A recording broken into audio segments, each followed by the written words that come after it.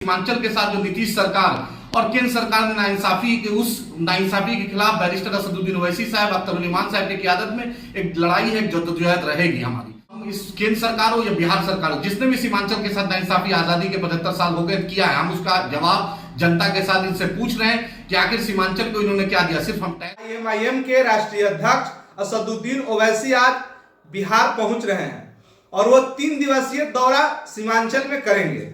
आपको बता दें कि 2020 के बिहार विधानसभा चुनाव में सीमांचल से AIMIM के 5 विधायक चुनाव जीतकर बिहार विधानसभा में पहुंचे थे, लेकिन उनकी पार्टी के 4 विधायकों ने AIMIM का साथ छोड़ करके राष्ट्रीय जनता दल के साथ में शामिल हो गए थे।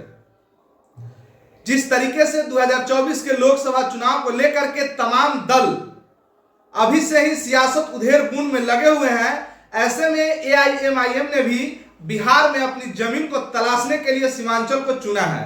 अगर सीमांचल का हम बात करें तो सीमांचल में 4 जिले आते हैं और वहां पर अगर हम मुस्लिम आबादी की बात करें तो तकरीबन 48% मुस्लिम आबादी है, 52% हिंदू है और 48% मुस्लिम आबादी है।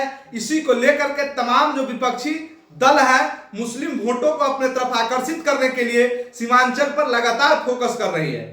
इसी को लेकर के 2024 को मद्देनजर रखते हुए महागठबंधन ने भी सीमांचल में अपने ताकत को दिखाने के लिए एक बहुत बड़ी रैली का आयोजन किया था, जिसके बाद से अब ओवैसी भी 2024 की तैयारी के लिए बिहार में अपनी पार्टी को मजबूत करने के लिए आज बिहार पहुंच चुके हैं और 3 दिवसीय दौरे पर वो लगातार बिहार में रहेंगे और अपने पार्टी को मजबूत करने का काम करेंगे। इसको लेकर के उन्हीं के पार्टी के प्रदेश प्रवक्ता आदिल हसन क्या कुछ कह रहे हैं, सुनिए बयानों। सीमांचल की मुकद्दस सरजमी पर बैरिस्टर असदुद्दीन ओवैसी साहब का 3 दिवसीय दौरा है। बैरिस्टर असदुद्दीन ओवैसी साहब आज 17 तारीख को आ रहे हैं सीमांचल। किशनगंज आएंगे, किशनगंज से पहले पोठिया, दामलबाड़ी, रतुआ जाएंगे, उसके बाद वो किशनगंज पहुंचेंगे।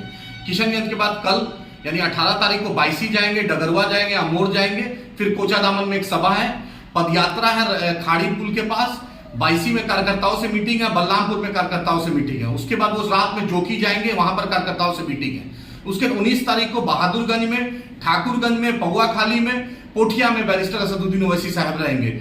ये 3 दिवसीय दौरा है, सीमांचल अधिकार यात्रा है। सीमांचल के साथ जो नीतीश सरकार और केंद्र सरकार ने नाइंसाफी के खिलाफ बैरिस्टर असदुद्दीन ओवैसी साहब, अख्तर उल इमान साहब की क़यादत में एक लड़ाई है, जद्दोजहद रहेगी हमारी मांग धारा 371 सीमांचल स्पेशल स्टेटस है, अलीगढ़ मुस्लिम यूनिवर्सिटी, बाढ़ से निजात और पूर्णिया एयरपोर्ट हाईकोर्ट बेंच और सीमांचल को खुसूसी दर्जा का है। हम ये जद्दोजहद जारी रखेंगे।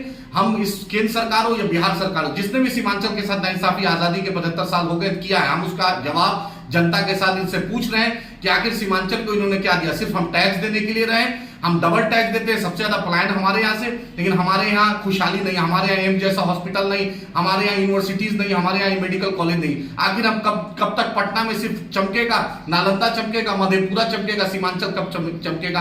हमारी लड़ाई सीमांचल की है। बैरिस्टर असदुद्दीन ओवैसी साहब की क़यादत में हम नाव से भी जाएंगे, पदयात्रा भी करेंगे, गाड़ी से भी काफिला रहेगा, करकट्टा से मिलेंगे, लोगों से मिलेंगे। ये लड़ाई सीमांचल की है और बैरिस्टर असदुद्दीन ओवैसी साहब के साथ अख्तर उल इमान साहब और तमाम बिहार का MIM के लोग, सीमांचल के लोग, कटिहार, पूर्णिया, अररिया, किशनगंज के लोग उनके साथ रहेंगे, जो इस जद्दोजहद में हमारे साथ हैं। बढ़ेगा सीमांचल, बदलेगा सीमांचल।